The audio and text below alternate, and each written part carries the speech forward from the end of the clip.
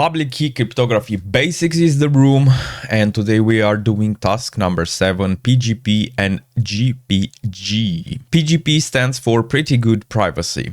It's software that implements encryption for encrypting files, performing digital signing, and more. GNU-PG or GPG is an open source implementation of the Open PGP standard. GPG is commonly used in email to protect the confidentiality of the email messages. Furthermore, it can be used to sign an email message and confirm its integrity.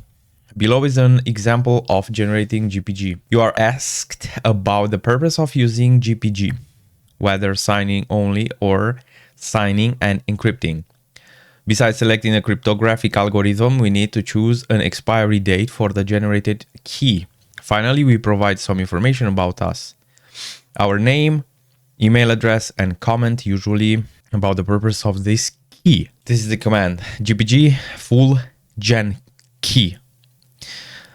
This is a free software. You are free to change and distribute it. There is no warranty.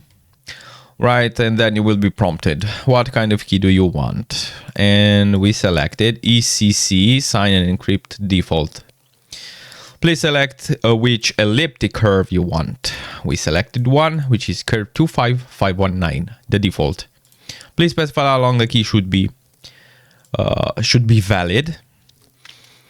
Let's see, the key is valid for does not expire.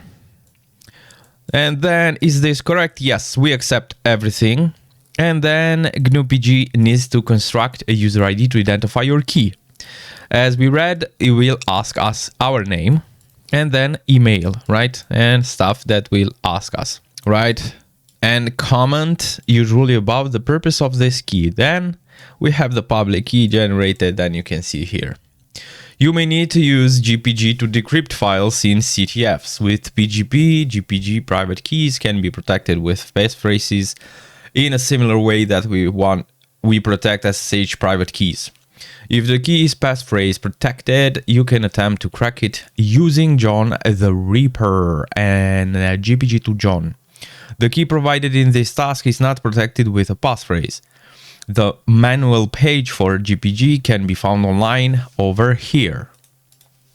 Practical example, now that you have your GPG key pair, you can share the public key with your contacts. Whenever your contacts want to communicate securely, they encrypt their messages to you using your public key. To decrypt the message, you will have to use your private key. Due to the importance of the GPG key, it is vital that you keep a backup copy in a secure location. Let's say you got a new computer. All you need to do is import your key and you can start decrypting your received messages again. You would use GPG import backup key to import your key from backup key. To decrypt your message, you will use GPG decrypt confidential message.gpg. Answer the question below. Use GPG to decrypt the message that is inside our directory. What secret word does the message hold? This is the GPG main page, manual page, right? GNU-PG.org. And here you can find the manual page, right? Documentation, manuals.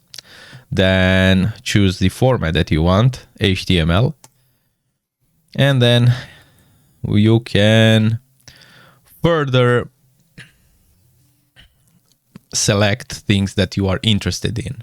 Okay, now that we are inside the vulnerable machine, we have to go into this directory. You see that here we have a strange tilde sign or symbol. Well, that symbol is a shortcut for this. Home and then user. If I write here public, you will see that we have that directory. But if we go back here and delete user's home and just use this, we are in the same place. It's just a faster shortcut. We go into task number 7. And let's see what do we have in here. We have the key, obviously. And then this is the message that we need to decrypt. Now, what do we have to do? Well, we have to use GPG and then import and we go for try hack me key.